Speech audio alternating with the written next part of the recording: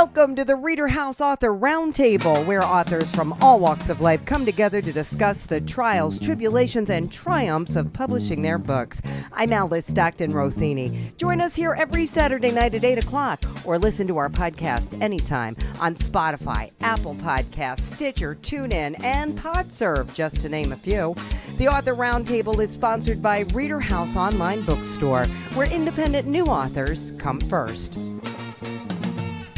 After years of managing resorts, Kathy Houchins has no shortage of stories to tell and create in her mind. When health issues sidelined her career, she found a new one, writing. This is the second book in her Sisterhood series entitled Eleanor's Story, which has some basis in fact, correct? There is actually kind of a funny story about that. Is where my sister, I have what we call Twisted Sisters group. It's my friends that I've known 25 years or longer since I moved down here, or I moved up here.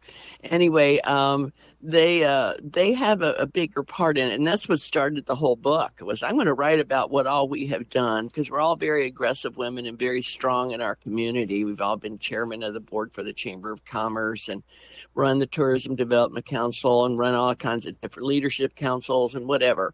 And so I started to do this during COVID, and then the book was so thick. It was like, oh my gosh, nobody has the time to sit down and read a book like this. So I broke it into five different books for that reason. And so that most of the women in this book are a reflection of that group of women, because it's the story itself that runs through all 5 books is 4 women in a little small town in Mississippi, a made-up town for those that might be interested if it was someplace I knew, that run the city from the background.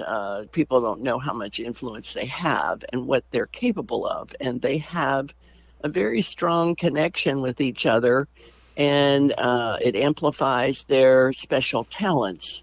And I can't share what that is, but you'll find that out when you read the book. Well, do they have like supernatural talents? Like you talk about the energy, you know, they hold hands and there's like this energy transfer. But your first book is about Bella. Bella is the fashion model. Each of them have a different thing. She's the one that's a little bit different than the rest. That's why I put her first. And Bella's a fashion model and goes off to Europe to work in the Paris fashion industry, and gets sent on other trips and meets somebody in Barcelona, and comes back with this person who ends up being an integral part of the story. Okay. And so something happens, and the sisters find out about it, and they have a gathering. A gathering is where they meet together, discuss the problem, and figure out how they're going to solve it. Okay. And so they do that, and they solve the problem, but it leaves you hanging with a bunch of questions like, wait a minute, that got solved, that's true. But later on, you find out you're left with a bunch of questions trying to figure out what happens, especially some dark figures in the corner that you can't see that are watching what's going on and reporting to somebody. Okay. And what's happening? What's the deal? And then you go to Eleanor, book 2, and it starts off with Bella coming home. They had sent Bella away while they handled her problem. Okay. And that was their deal. The fact is, they do not, whoever is involved in the problem, if it's one of the sisters, they have to be removed from the discussion of solving the problem. They have to have no idea what's going on. Okay. And there's a reason. It's to protect them, and it keeps them out of what's happening. So you never know what the consequences may be later, but they can always say, I had no idea what was going on. All right. So what can you tell me about Eleanor's story? Well, Eleanor is the banker.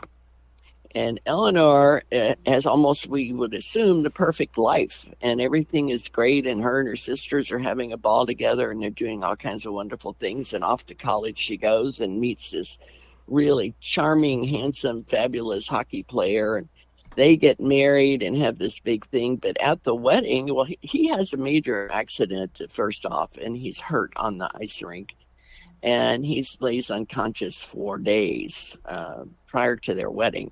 and finds out that when he wakes up, that he cannot move from his neck down. Oh. And so it's a major tragedy. However, they're not giving up. They're young and they got all this energy and thought processes. And so she's bringing him back to the Hamps Bayou is the name of the little town. She's bringing him back there, and they're going to get him physical therapy, the best in the world. And anyway, he gets up to where he can stand up and walk down the aisle with her. It's a very moving section of the book, and continues to get stronger. And he's going to sell his condo in Chicago because he played for the Blackhawks up there for the hockey team, and he decided to he couldn't play anymore, obviously, so he had to go tell his team and tell his coach and tell the owner of the Blackhawks that he couldn't do it.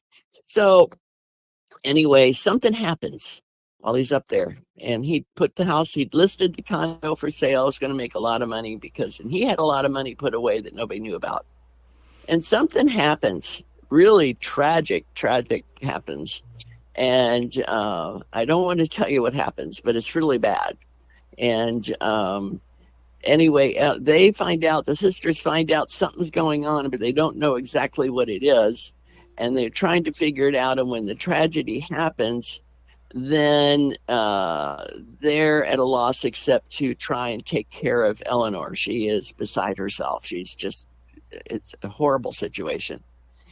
However, at the end of that book, there's a list of questions that leave everybody wondering what in the world is going on. So everybody that's read it so far has written me and said, give me the third book. I need it now. And so that's the third book is about Luna. Luna is an attorney. And this book is really filled with a lot of intrigue and sense that this is where their involvement in the community to protect the community comes into play. The only one that's not playing at this stage is Bella, because she's back in Europe and she's not part of it, but she gets to come into town and is part of it at certain stages. But they all get together and they figure out what's happening, and some vital truths, some clues come into play, and some answers are dropped. And it's like, oh my God, I didn't expect that, so that the people that have pre-read it for me we could not believe what was happening. And that there's a blue light that appears in their dreams all simultaneously.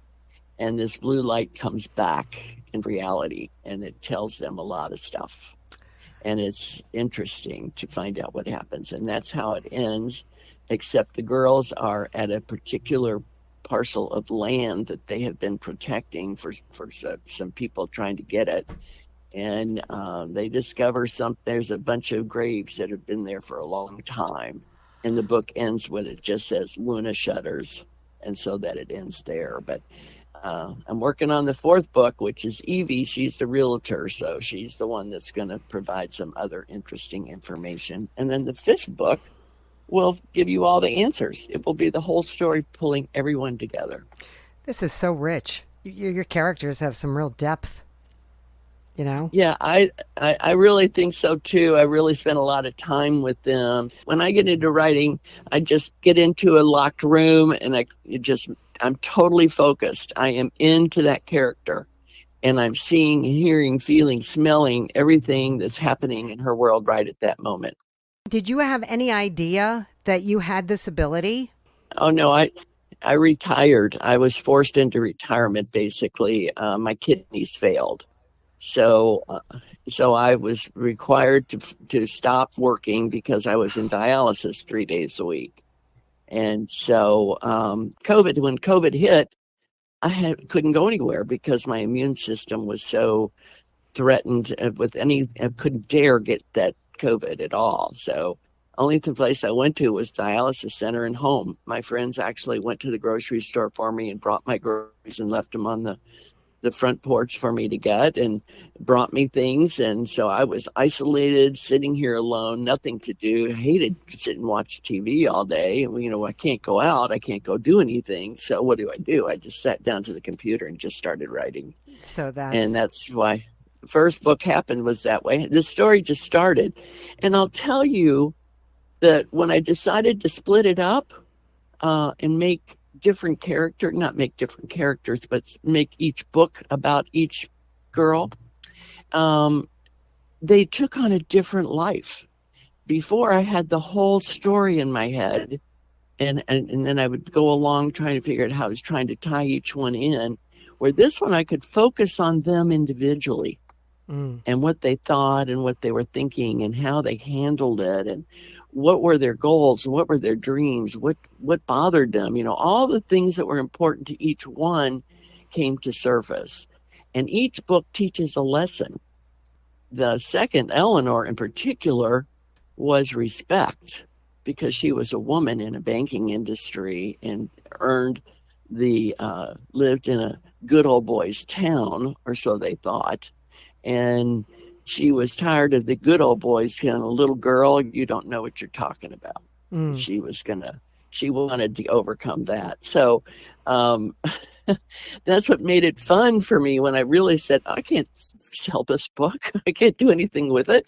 So it was just a release, but it took up all my time. So it was wonderful. I mean, I absolutely loved doing it. And I've sat down and created a whole file full of other storylines that I'm also already working on, whether there'll be more series or just individual stories. I don't know, but it'll be a lot of fun. Yeah, another, example of when you think the worst has happened, sometimes it unlocks something you never knew you even had.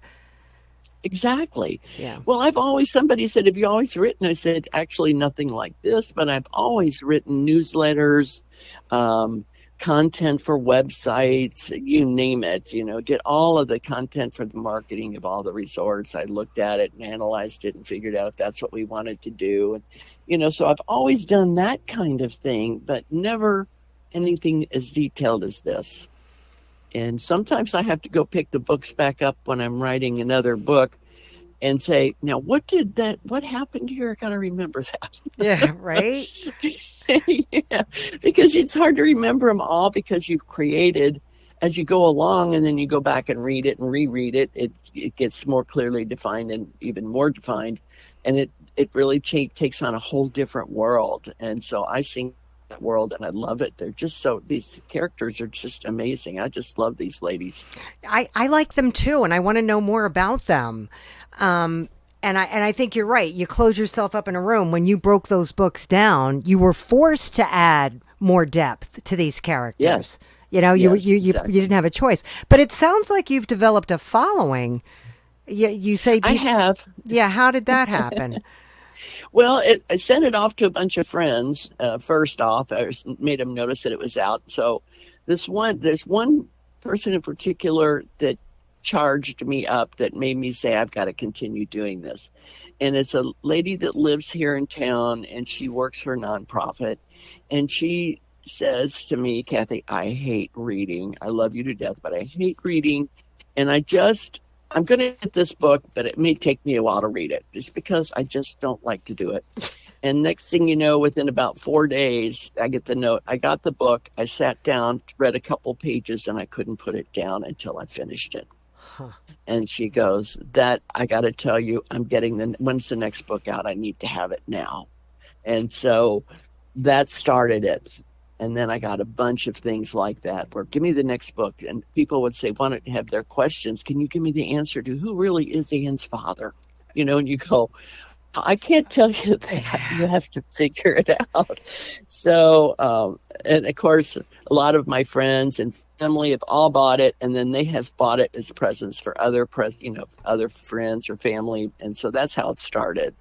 And so it has gotten big enough to where I finally set up a website and a YouTube channel that I'm going to actually do videos about each book. I'm going to do a little reading from them, and I'll do storylines, how the characters were developed, that kind of thing.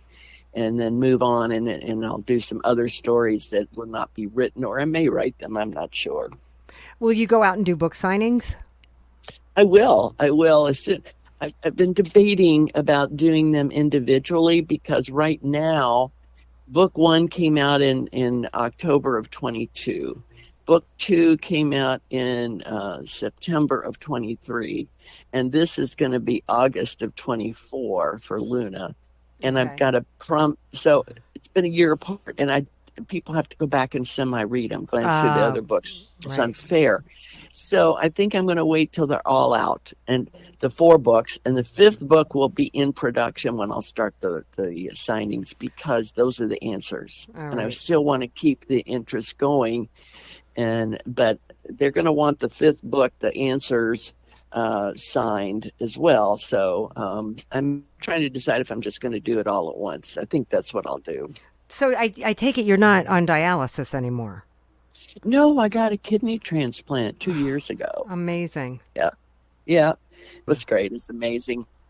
Great story just about your life and how you came to all of this. It's all good. It's an interesting a change of pace. I mean, to go from I had such a high stressful job to make sure I met budget and had hotels and resorts full and people happy and solving problems. As soon as I pulled into the parking lot, there'd be a problem, and stayed that way until I left. And that stress is what caused most of the kidney failure, to be quite honest with you, and high blood pressure, which was caused by the stress. Right. So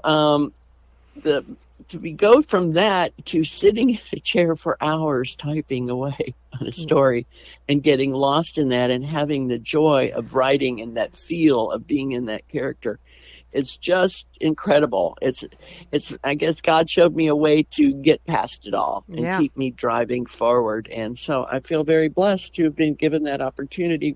Whatever happens, happens, but it's part of my life is going out there and what I feel. And if I can make somebody else's day, make them escape whatever pressures or stress they have, then I solved some problem for somebody somewhere who needed a break, needed to get out of whatever is driving them crazy right now. Nothing wrong with that, Kathy. Thank you so much. Oh, you're welcome. 42 Days Postpartum, A New Mom's Candid Memories is the name of our next book by Joclyn M. Polhemus. And what you're about to hear, sad to say, is pretty much the same story we've heard for as long as anyone can remember about the issues moms face after delivery and how inadequately so many workplaces respond. I'm in the military, I'm in the Virginia Air National Guard, but I'm also on the civilian side. I'm a facility services supervisor at one of the national laboratories. It was basically, I was documenting my experience after having my first, because what I recognized was a lot of people were giving me advice about the pregnancy process and giving birth, but no one was speaking about afterwards, what happens afterwards. And I really wanted to capture all the moments and the changes that I was going through the postpartum period, and just enable everybody to start having conversations about that. You would think, women have been having babies, I don't know, long time. How come we've got what to expect when you're expecting type books and apps, and yet none of them really cover the mental and emotional anguish that can sometimes accompany the feelings you have right after giving birth? A lot of it, I think, has to deal with the stigma behind it. And not a lot of people are willing to put themselves out there and be vulnerable and have those conversations about what actually happens. And to be honest, everyone experiences different things. My postpartum experience will be different from the next mother's postpartum experience. Some may experience bouts of depression, while others might have a long period of depression that they go through and adjustments as they're learning to be a new mom. What was your experience? What do we find out in your book? So in my book, you'll see the difference, the ups and downs. The 1 minute I'm feeling optimistic, ready to go, ready to work out. And then the next minute I'm going through a down period where I'm even crying in front of my own child because I'm still processing all these different emotions and my hormones are still trying to regulate, and I'm trying to figure out how to go back into the workforce while also trying to establish childcare with someone that I trust for my child. And then you see the different types of support that is received. And you'll see how some people expressed that they will help. And then as we're in the moment, what does that help really look like? And is that help long lasting? And really learning how to be honest and speaking with your spouse or your partner about the things that you are going through so that they can give you the support they need as well. Did you feel that your partner understood what you were going through? I definitely believe my partner saw the changes in me, but it wasn't until I actually spoke up and started to say the things that are bothering me and the things that I'm going through that my partner truly understood and then gave that support that I needed. Do you have family around you? Were you able to rely on a mom or a mother-in-law or a sister? Yes. And that's very helpful. Some people don't have that. So I have my mom and my father, and then his mom and his father, and sisters and sister-in-laws. They were very helpful in the process of helping us navigate this new world.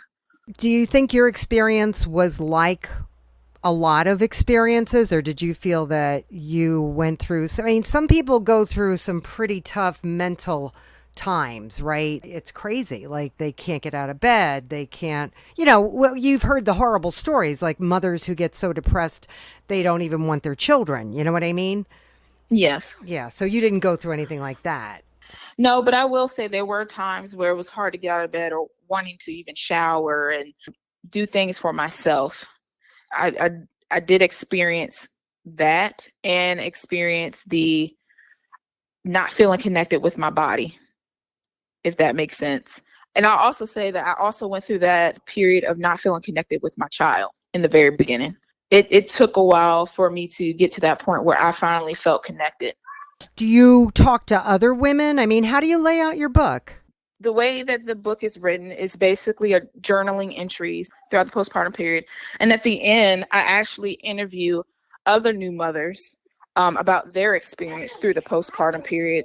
And I talk about their support, what they went through, what advice they would give to other mothers, and just really documenting their experience as well. That's a good idea. What would you say was the most valuable thing you learned? I think the most valuable thing I learned is that I'm not the only one. And being able to make connections with other mothers. I feel like building that support system, not just from a doctor or a friend, but actually other people who are going through some of the things that you are going through so that you can relate. I think that is very helpful for any new mother to understand that what they're going through is a natural process and that there is help out there and there is support and that there is some light on the other end of the tunnel. Are there support groups that you mention or the kinds of help that you can get if you need it? I briefly touched on that, and I also touched on when I went through my postpartum depression and I was trying to seek trained mental health professionals, how it was so hard to get a hold of anyone. It was either they weren't accepting new patients, they weren't answering their phones, and this is from a list that my doctor gave me.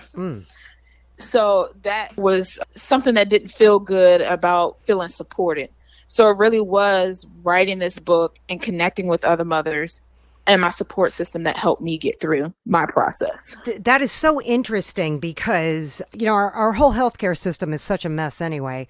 But when you're going through postpartum, when your hormones are taking you up and down and all over frickin' town, and you're trying to find somebody to talk to, and you can't get somebody to pick up their phone, I mean, that just adds to the anxiety, don't you think?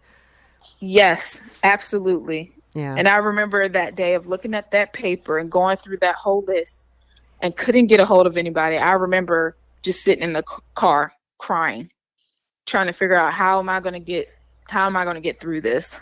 So did you ever find somebody? No, I did not. No. It's so interesting to me because my daughter-in-law is is going through a similar situation where she's trying to find somebody to help her out, and she's having a terrible time. Like there's something wrong with that. And I think also in the mental health profession, they're overwhelmed as well. So there's only but so many mental health professionals out there. And they're having huge caseloads and lots of people that they have to service. And they are not able to take on more, or they're not going to be able to give them the quality care that they should. So it's like that balancing act. that there needs to be more mental health professionals or some other avenues of support, like support groups, as you mentioned before. Well, it sounds like you found your own support group. Yes. A makeshift version of my own support group. Yeah. No, you developed one yourself and you had the wherewithal to be able to do that in between, sitting in your car and crying. You know what I wanted to ask you too is, did you find a difference between women who are able to stay home and women who have to work? Oh, yes. I want juice too. I want juice. I love this. Okay, I'll get you some juice. Absolutely. I feel like you go through a whole nother period of depression and anxiety of just trying to figure out how to feel about being separated from your child. You kind of feeling forced to go back into the workforce and be separated from your child. Now, it's nice where some places have a phased approach, and I feel like that's very helpful. And the expansion of the paid parental leave programs that a lot of businesses have bought into. But having the paid parental leave program and then having a phased in approach where you phase a mother back in to being full-time on site, I feel like that's the best path forward versus you come straight back in, you're here Monday through Friday on site. There needs to be an adjustment period because you do go through another spout of depression and anxiety of being separated and worrying and not knowing how to feel. And especially with nursing moms, that's a whole nother process too. If you're still nursing, you have to figure out where can you pump? What time can you pump? Do you have a sanitary location where you can do that? Do you have a proper storage to do that? If your child does not like to take a bottle, how do you handle that? Right. Do you have to keep running back home to feed your child? And that in there can create more anxiety. So I feel there is a lot to learn and a lot for growth when it comes to supporting mothers in the workforce. Yeah, so that level of support varies. So if you're working for Johnson & Johnson, where they have to compete for workers and you're on a corporate level, they have a nursing room for you. They have a place for you to pump. They have a school where you can bring your children. They have people there that can watch infants. But when I was having children 30 years ago, I was doing stories on how we can better support mothers. And my mind just wants to explode over the fact that this is not commonplace everywhere. It's not. It's not. And the moms who need it most, the moms who need the support the most, the moms who may not have family, the moms who aren't in necessarily really great high-paying jobs, they're the jobs that aren't giving them the support. Exactly. It's not commonplace in our society. And it's really mind-blowing to me that in 30 years, not that much has changed. And that I'm talking to you right now about this book that you wrote, that you felt the need to write because things just haven't changed all that much. No, they have not. And you also have that traditional roles changing as well. So I'm actually currently in the workforce while my husband was in grad school. So I ended up being pretty much the breadwinner. And my husband is the stay-at-home dad while juggling school. And you have the traditional roles shifting as well. And you're seeing that a lot. Yeah, well, you were seeing that back in my day as well. And let me tell you, as soon as you tell people that your husband's at home, it's like, oh. Yes, there's a negative stigma about that. Still, like, what's wrong with us? And I also found, because I was the breadwinner, I had to go back to work, right? 6 weeks, yes. I had to go back to work. And I was like, the moms that could stay home, you have to go to work. Oh. Yes. It's like, really? Are you kidding me? How about you just support me? I find women could do a lot better job of supporting each other. Why don't you offer me a helping hand instead of going, oh. Yes. Oh, that's a shame. Yes. You know? And I wish there was more of that. And I think the biggest shock that I got was when I had my first baby and I went, oh my God, I still have a belly? Oh, yes. What? Wait a minute. I mean, I put on 50 pounds, right? I ate like a pig and looked like one. And I went, oh my God, I just had this 10-pound baby and I still have a big fat belly. And so what I also found out in the process too of talking to other mothers is it wasn't commonplace that hospitals taught new mothers how to wrap their stomachs. What? Yes. So because you have your child is, squishing up on against all your organs, right? So once the baby is born, all of that is like loose, of course. And then you have the amniotic sac, like that's gone. So you have all this loose space and your stomach is loose. But if you have the wrap, it helps you keep things together as your stomach slowly comes back down. And not all hospitals do it. And you, as a woman who just had a baby, you should.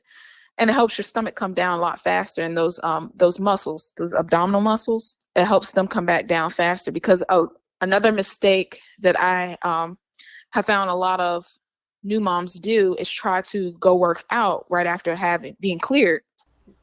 Yeah, not good. And you can work out, that's not a problem, but you shouldn't overdo it and just try to go straight into doing abdominal exercises. You can permanently separate those muscles, and then the only thing that will fix that is surgery or physical therapy. Also, if you work out too much, your milk will dry up. That too. I think you've done a great thing here. Are you able to get this book out there? You need a podcast, Joclyn. I need a podcast. I need time for a podcast. Yeah, I know. You probably don't have time to breathe. I haven't been able to be as to promote it as much because of all the different transitions my family has been going through, from jobs to we just moved into a new house. And so I'm trying to even get my office set up, but I'm hoping to get back on to getting this promoted and speaking to other mothers. Yeah, this isn't going to go away. So, don't rush it. It's going to be there. The problem isn't going to be solved anytime soon, Yeah. Listen, you have a great day. Good luck with your house and your husband and your kids, and be happy. Thank you. I appreciate it. Gage Sears has been telling stories since he was a little boy, and at 26, he's just getting started with his first published book entitled The Watcher, not to be confused with the Netflix series of the same name. Gage, you know what I find interesting? Your email, Spirits Unwilling. What does that mean? It actually started as a joke between me and my sister when we were teenagers. She used to say I was really lazy, that even as a ghost, I probably would be too lazy to haunt people. So that's what I did. I set my email as that because that basically means lazy spirit, because that email was taken, but Spirits Unwilling was open. How long have you been writing? Technically, if you want to go with the first written story or first story told, it'd be since I was 5, I guess. Since you were 5? Yeah, I've been telling stories for a long time. Do these stories just come to you? Yep. When did you decide that it was time to start publishing? Take this seriously? I had a couple of job choices that I had done that didn't quite work out. And I started thinking to myself, okay, what do I want to do for more of a long-term thing? What's something I enjoy doing? Because I like the job that I have now. I love it. It gives me plenty of time to think, but I don't quite enjoy it as much as, I would want to. And the job I have now, it is kind of hard on you a little bit. So, it kind of wears on you after a little while. So what do you do for a living? I actually drive a truck.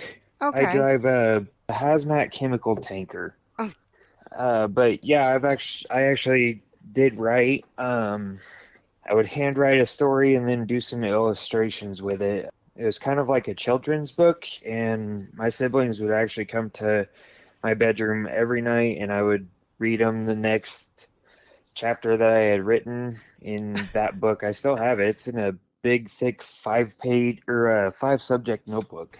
Oh my goodness. What inspired this story? I'm assuming it's not true. Not true. It is a work of fiction. I got the idea after I saw a Instagram post. About what?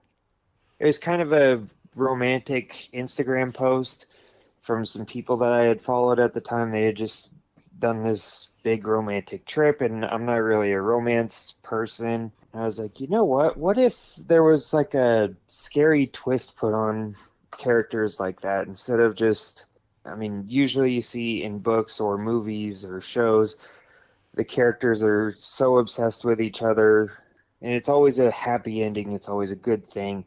But I wanted to take it and go a little bit more of a scary direction with it, so that's what I did. I took that and the experience I had growing up in a small town, merged it together, and that's how I came up with it. Tell me the story. So the book is called The Watcher.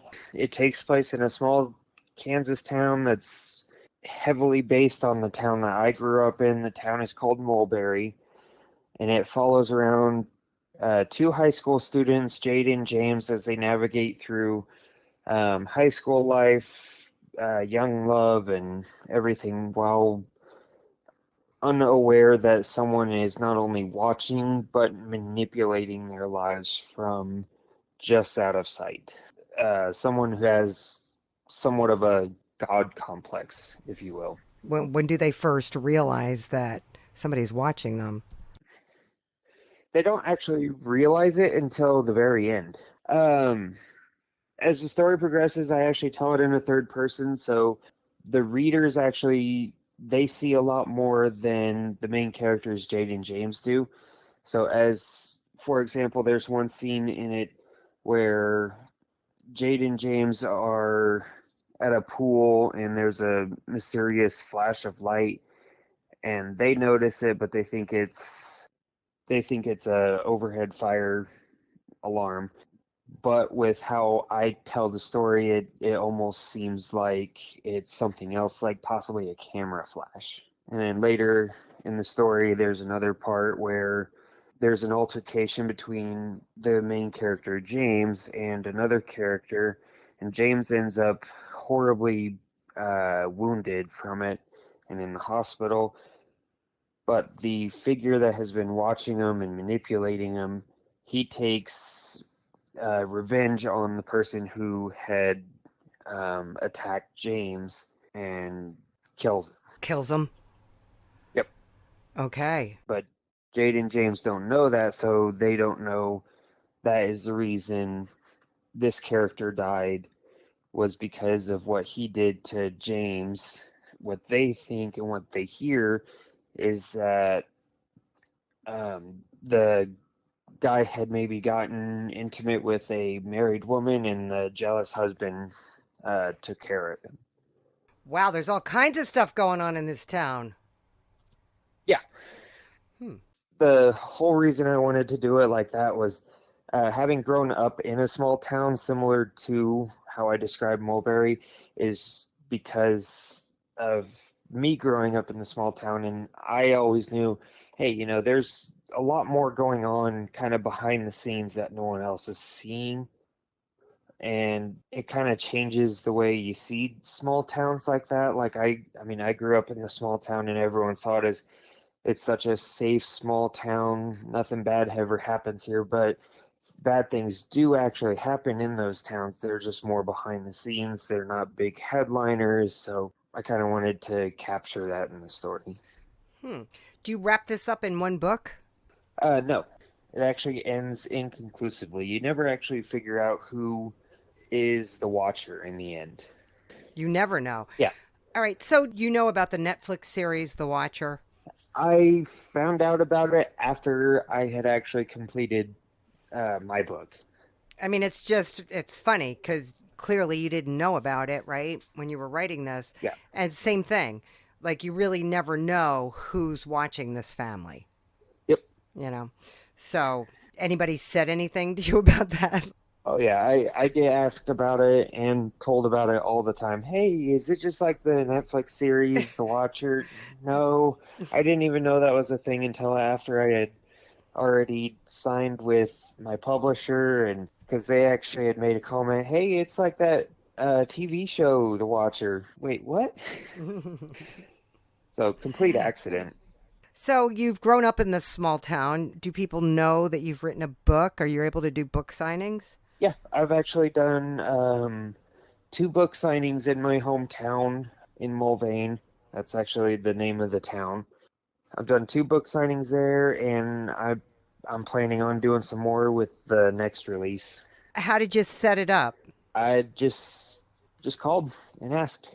It's definitely difficult. You face a lot of rejections. I'd say about 90% of the places I have called to set up book signings have no interest in hosting, but some of the places, the ones that do say yes, I usually get them to agree to it just by calling and saying, "Hi, I'm a local author. I recently released a new book. This is what it's called. This is the information for it. I'm looking to do a book signing. I don't charge for the events, and all I ask is a little area that I can set up a table for about 2 hours." Great. And people come out. Yep. To get people to come out, I just ask that the establishment, like a library or a bookstore or a restaurant or a coffee shop, those actually do really well for me somehow. I just ask that they share the Facebook event that I make for it, and usually they do, and they'll share it, and that helps to get not only my people, my followers to see the event, but it gets their people and their followers to see the event. And some of them get interested, and then you mark interested on Facebook, and that shares it to a whole nother web of other people. So you say coffee shops have been working out for you. Coffee shops have done very, very well for me. My very first book signing was actually at a coffee shop, and I sold 12 books just at that one alone, and I was only there for 2 hours. And for being a no-name author, I thought that was fantastic. That is fantastic, and that's good for other authors like yourself to know that it's possible. And you have another book coming Yes. after this one? Yes. Okay. We are about done with the publishing. It's actually a collection of short stories that predate The Watcher. The first story, actually, I wrote it when I was about 12 years old. And the most recent story in it, I finished it last year in the summer, right before The Watcher was released. So it's a collection of 13 short horror stories that I wrote from age 12 to 25. That's great. Gage, it sounds like you're on a roll. I'm trying. I have another novel that I'm working on, as well as another collection of short stories. My brain just doesn't really ever stop with the stories. They all pop in there, and I get determined I have to write them right away. I have to do it. It's just something I can't really control. I just get the idea, and it's like, oh, I really need to get writing on this right away. Good for you. You're lucky you have that kind of drive. I think so. And creative imagination. I think so. And I've had a lot of people, they ask, hey, what's your process to set yourself up to be able to write a book, or how do you get your inspiration, or this or this? And it's like, well, honestly, for me, it's either I have a nightmare and I write it out and it becomes a story, or I'll be driving or doing the dishes or something weird like that, and it'll just pop in my mind like, ooh, hey, what if I do something like this? And then next thing I know, I'm sitting at a computer or typing it out on my phone or my tablet or whichever. I'll just be typing it out, writing the story. That's good to know. Well, thank you so much. Yep, thank you. I found Brent Snyder sweating in Texas. Really hot down there right now. A one-time cook who hurt his back on the job. He started writing 4 years ago. And when he let his imagination take over, he published The Wyvern's Apprentice. Now he's back with Wrath of the Apprentice. So why don't you give us a little synopsis of what happens in the first book? In the first book, my main character, Kirainen, was being hunted by a sorcerer, and her friends were trying to defeat him. And so at the end of, well, I don't want to give away the ending, but it leaves room for a sequel, put it that way. How do we talk about this without giving away too much? Well, the second book, she decides she's going to go back after the sorcerer and defeat him on her terms while he's trying to get her. because he wanted her to join up with him in the first book. Okay. She's a healer, and he wanted her on his team, and she wasn't having anything to do with it. It's a good versus bad kind of thing, in that, you know, bad isn't always a good choice. Is bad ever a good choice? Is it? Yeah, that's what I was just going to say. Is it ever a good choice? Yeah. Sometimes it looks good, but it's not necessarily a good choice. You talk about, in your synopsis here, about assassins being up to their old tricks and causing chaos in the land, and the healers have to put an end to this tyranny. And along the way, Tyr and her friends suffer losses that may bring them to their knees. The major beginning conflict was that this sorcerer and his group of assassins wanted Tyr to be in their group. Okay. They wanted to have a healer with them, and she refused to do that because she knows he's not good.